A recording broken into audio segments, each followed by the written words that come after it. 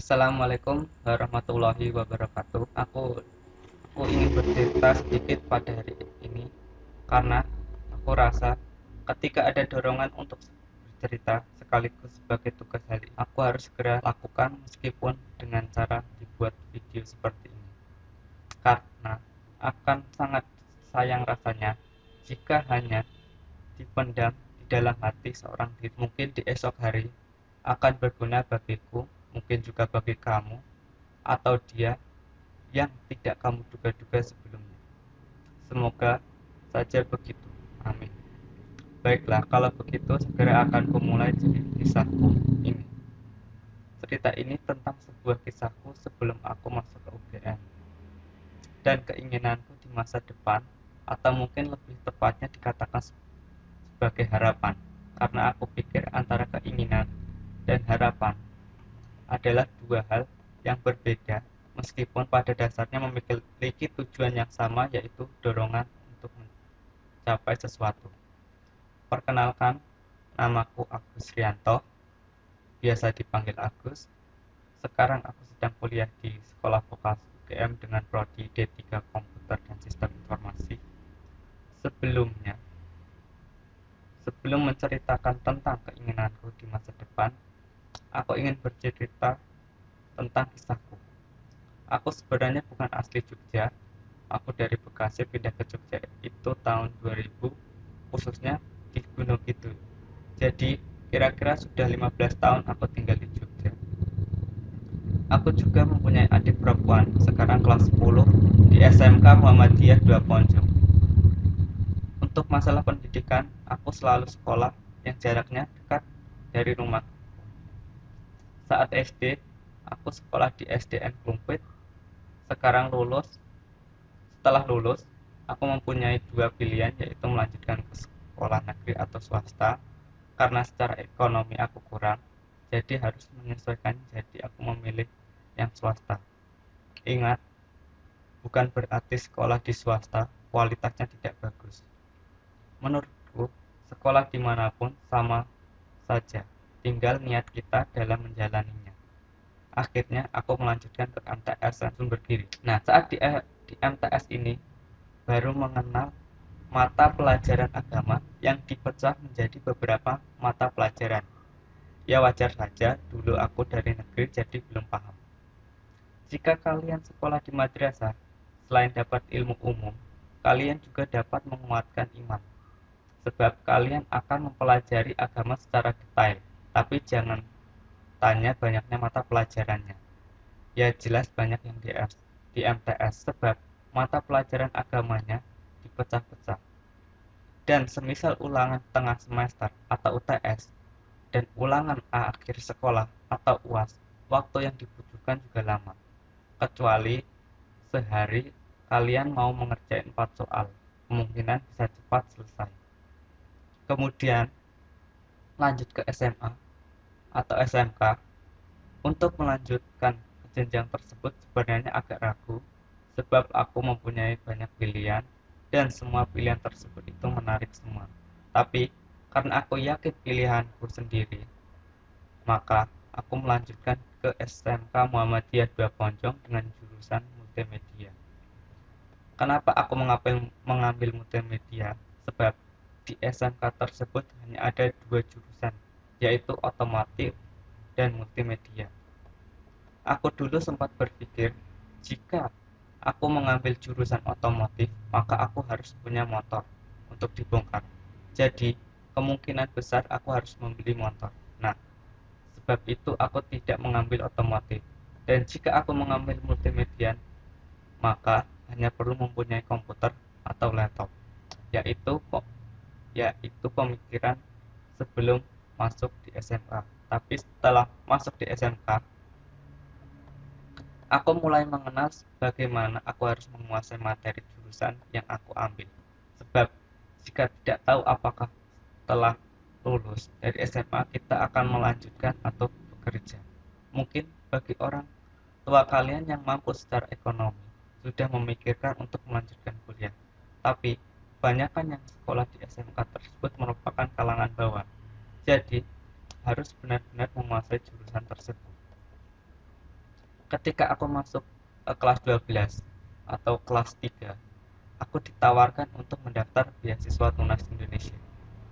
Awalnya, aku juga tidak tahu tentang beasiswa tersebut, tapi kemudian aku mencoba dan alhamdulillah aku mendapatkan beasiswa tersebut.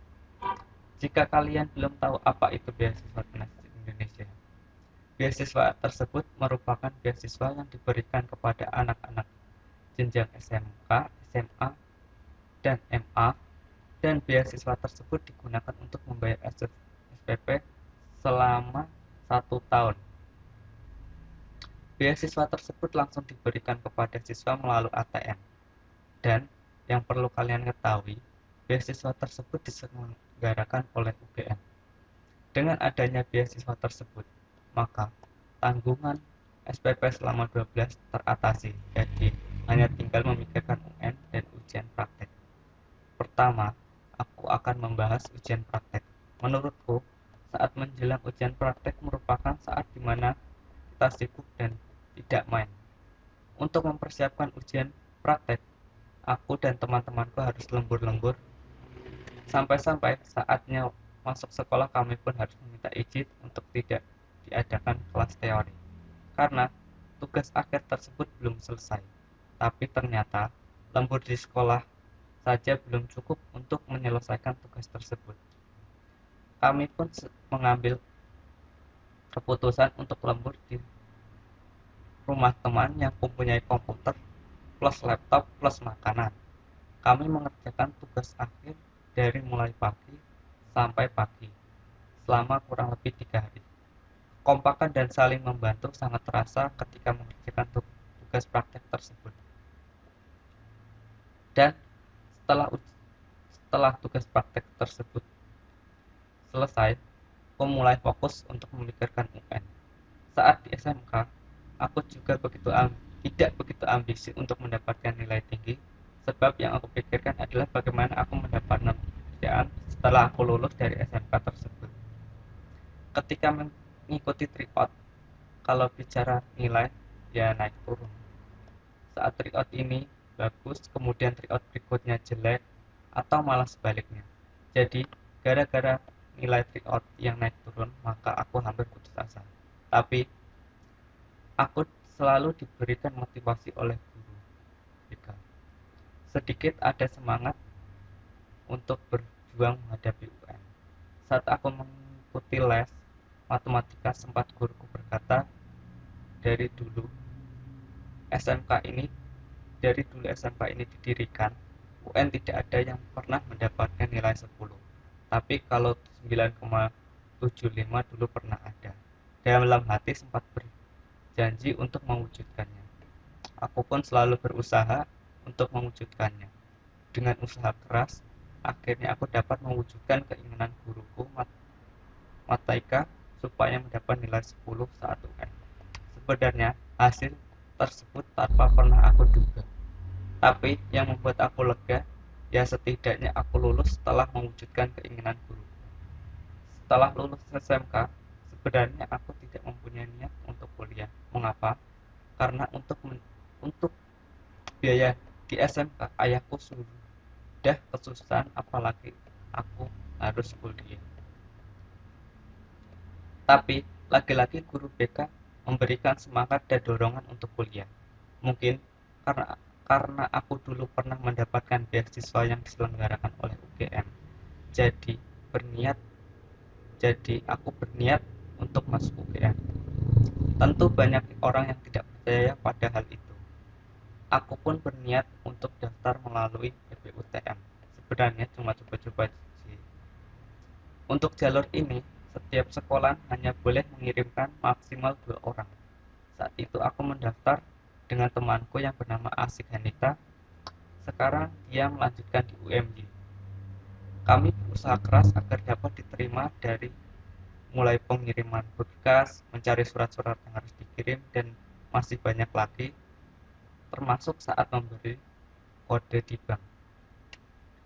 Tapi saat pengumuman itu muncul, aku merasa senang sekali, sedikit sedih, karena teman yang selalu membantu dan berjuang saat ingin masuk UGM itu tidak diterima.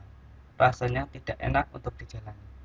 Bagiku, dia yang seharusnya diterima karena aku tahu betapa semangatnya supaya ia diterima di UGM.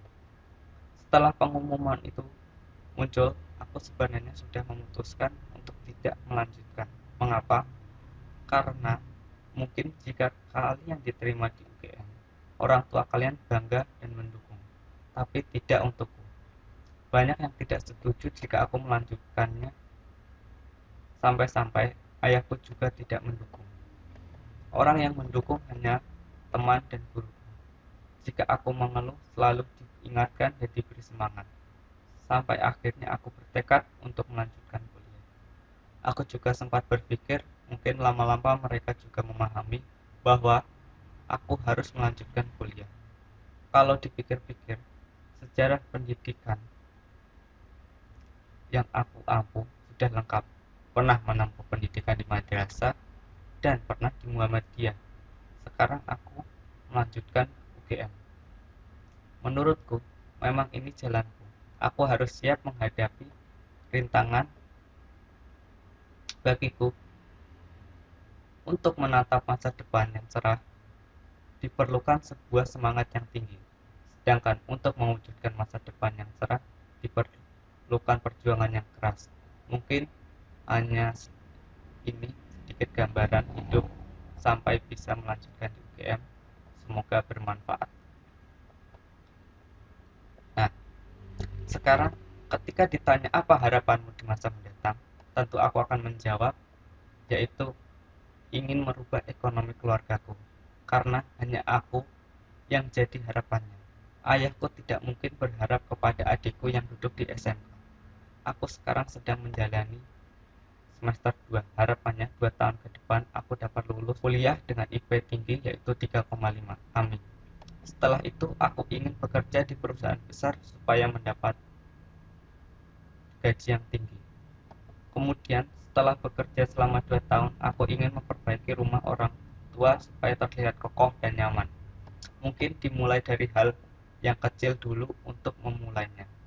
Aku juga ingin pergi ke luar negeri seperti ke Jepang, China, Singapura, dan lain-lain dalam rangka tugas dari perusahaan. Kemudian setelah 5 tahun bekerja, aku ingin memiliki rumah sendiri. Bagiku, dapat membangun rumah sendiri merupakan sebuah impian, sehingga tidak perlu ngekos atau kontrak. Setelah membangun rumah sendiri,